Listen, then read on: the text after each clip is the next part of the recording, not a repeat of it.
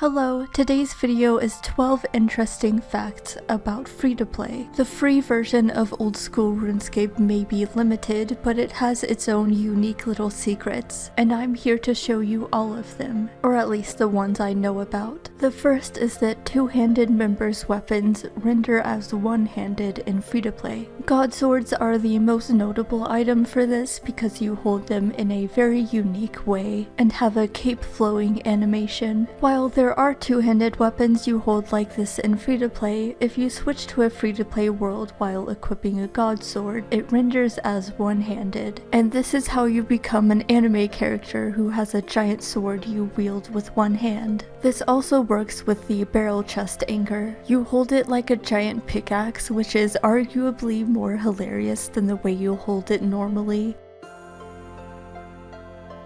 The second fact is about the Draynor Manor Cabbages. Free-to-play has strength potions but nothing for attack and only two ways to boost defense. One is Cabbages, but they're only a 4% chance. But the Cabbages from this patch actually boost your defense by 2 levels.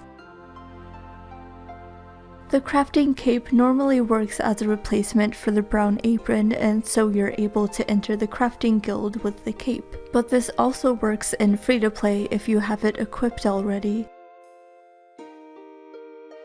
It sadly doesn't work for the Cook's Guild. If you have Vial Smasher unlocked from the Bar Crawl mini quest, you still smash vials in free-to-play once you finish them. This next fact isn't in the game anymore, and I guess there's no way to prove it, but before the Moss Giant boss Bryophyta came out, anti-poison was not accessible in free-to-play, and so when you became poisoned in a member's world and hopped to a free-to-play world, your poison would remain and you'd have no way to cure it. I assume it still would have gone away after a while like poison normally does, though. Although hoop snakes are not tradable and are not accessible in free-to-play, they are a free-to-play item. If you catch a hoop snake in a member's world, you can switch to a free-to-play world and still be able to roll it.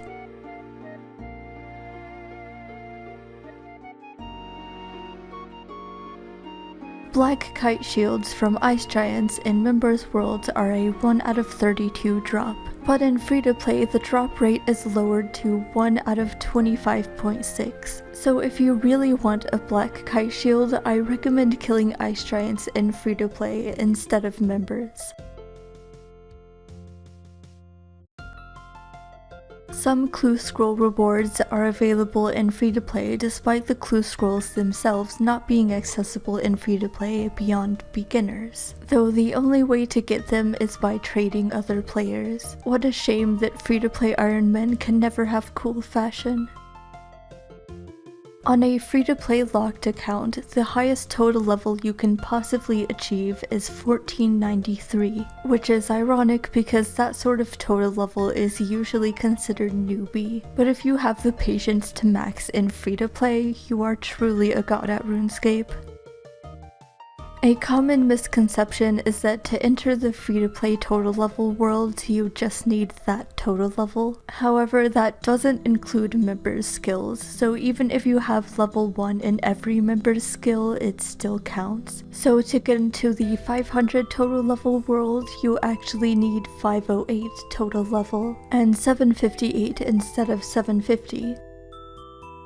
Agility level affects your run energy even in free-to-play. With a higher agility level, your run energy restores faster. With my 99 agility, you can tell my run restores a lot faster compared to someone with 1 agility, and I'm in a free-to-play world. New players in free-to-play have a lot of restrictions. If your account isn't over 20 hours old, has 10 quest points, and is at least 100 total level, you have all of these restrictions, unless you pay for membership. As a new free-to-play player, you cannot receive beginner clue uniques, so you can't get any of the cool cosmetic items. Can't drop items for other players to pick up, but you can pick up items dropped by others. Cannot give away items in a trade but can receive items, cannot log into a PvP world, cannot attempt to sell certain items on the GE that are commonly botted, and cannot add items to the party chest in the Falador party room, so you can be given stuff but can't even trade it back. Those are all of the fun facts I have for you today. I hope you enjoyed the video, and I hope you also appreciate my free-to-play fashionscape. I worked very hard on it. Thank you so much for watching, and I'll see you all next time. Goodbye, lovelies.